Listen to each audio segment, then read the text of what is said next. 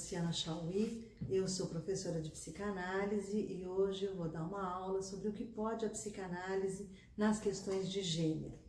Quando a gente se aproxima desse assunto, a primeira coisa que aparece, que a gente vê, são as questões feministas, as questões colocadas pelas feministas, né? As reflexões sobre as questões de gênero começam com elas no final do século XIX e começo do século XX, né? Que é a luta das feministas contra a subordinação feminina. As ideias que vão surgindo, então, vão questionando as explicações biológicas sobre as diferenças entre os homens e as mulheres, né? Vai-se começando a delinear, então, que os gêneros, eles são construções sociais. Se defendia que o sexo era natural e o gênero era uma construção social, o gênero era socialmente construído. Mas aí vem uma filósofa chamada Judith Butler e ela vai desconstruir também essa ideia, ela vai desmontar a dualidade entre sexo e gênero.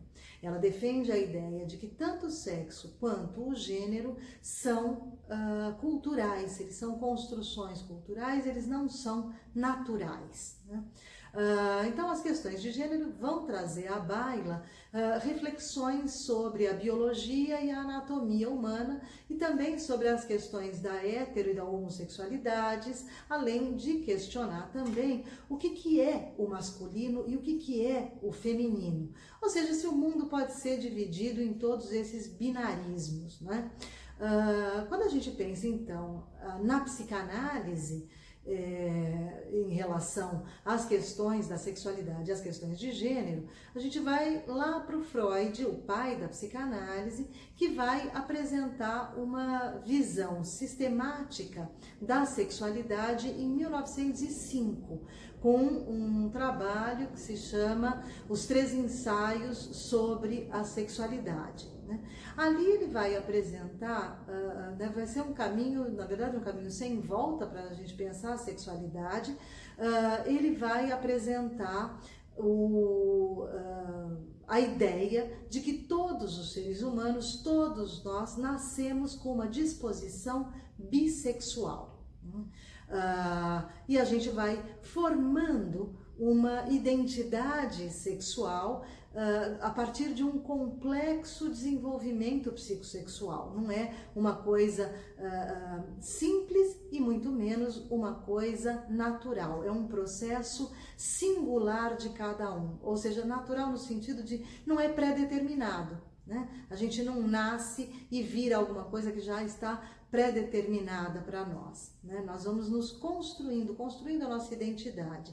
E essa identidade, a nossa identidade sexual, vai sendo construída a partir das nossas relações afetivas, né? As nossas primeiras relações afetivas com os nossos pais já vão começando a determinar ou a construir essa nossa identidade, né? Isso significa que já a partir do Freud a gente não tem o gênero e muito menos a sexualidade determinada biologicamente, né?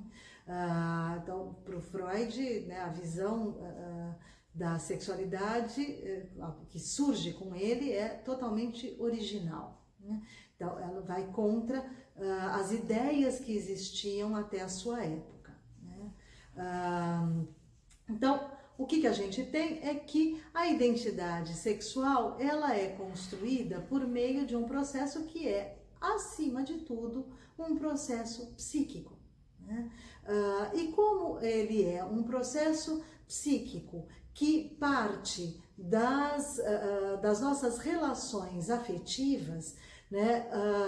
E tem um momento que o Freud vai dizer que nós, todos os seres humanos, são narcisistas, ou seja, o mundo está voltado para nós, a gente enxerga o mundo como voltado para nós, só nós existimos ou temos importância nesse mundo, né? A gente é um momento na vida quando a gente ainda não consegue fazer a diferenciação entre nós e o mundo, né?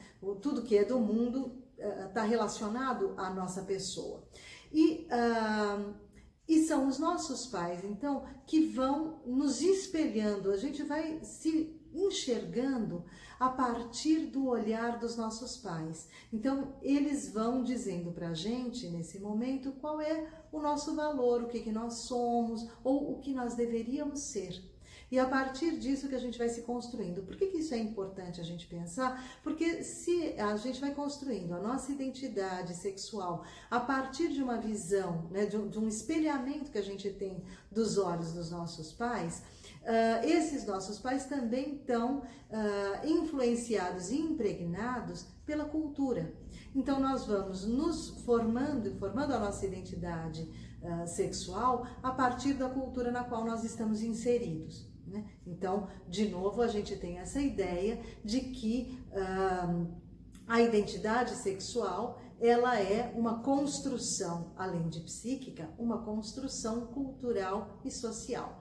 Né? Nós estamos absolutamente impregnados disso, né? Para poder pensar o que é o feminino, o que é masculino. Então, pela psicanálise, a gente não nasce masculino ou feminino, apesar da gente ter uma anatomia, o Freud vai dizer, nossa construção sexual, nossa identidade sexual começa a ser construída antes da gente ter a noção da diferença anatômica entre os corpos. Né? Então, a gente não nasce menino ou menina, né? A gente vai sendo construído menino ou menina, a gente vai se identificando como menino ou menina. Portanto, a biologia ela vai perdendo muito terreno para a gente pensar nessas construções das identidades sexuais, porque elas são basicamente construções psíquicas. Bom, o que a psicanálise então pode nos ajudar? Né? Se a gente pensar que no imaginário social existe uma correspondência natural entre o sentir-se homem e ser masculino, e o sentir-se mulher e ser feminina, dá uma impressão então de que existe uma relação direta e natural entre o corpo anatômico e a identidade de gênero. A psicanálise vai ajudar a gente a desconstruir essa ideia, né? Então, acho que num primeiro momento o que a gente tem é a psicanálise podendo entender o que são essas construções, o que é o gênero e o que são as construções de gênero. Num segundo momento, a gente tem que pensar na dificuldade da gente lidar com o que é o diferente e quanto de angústia isso gera. Então, a psicanálise pode nos ajudar a lidar com o diferente. Acho que uma das tarefas dela é apaziguar a nossa angústia ao fazer com que a gente possa compreender e lidar com o diferente.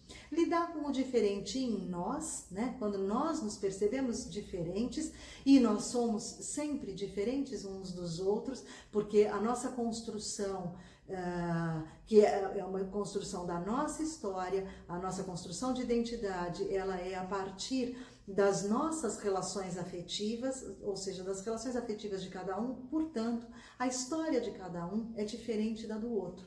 Nós temos sempre histórias singulares. Né? Então, a psicanálise pode nos ajudar a entender as angústias que, ao nos percebermos diferentes, são geradas, né? E as angústias também que são geradas por nós percebemos a diferença nos outros e o quanto a gente pode aceitar e lidar com a diferença em relação aos outros. Então, além de tudo, eu acho que também a psicanálise acaba tendo uma função educativa ou pedagógica, vamos dizer assim, né? De ajudar a gente a lidar com as angústias e a lidar com as diferenças e entender que a nossa construção de identidade de gênero, a nossa construção sexual, ela é um processo singular da história de cada um e ela é dada a partir de de um contexto cultural e social no qual nós vivemos e, portanto, cada época e cada lugar, cada cultura vai entender de maneiras diversas os seus gêneros. E aí a gente pode pensar, então, se existem mesmo só dois gêneros, né? Se a gente pode pensar o mundo nesses binarismos. Hoje eu vou ficar por aqui. Muito obrigada.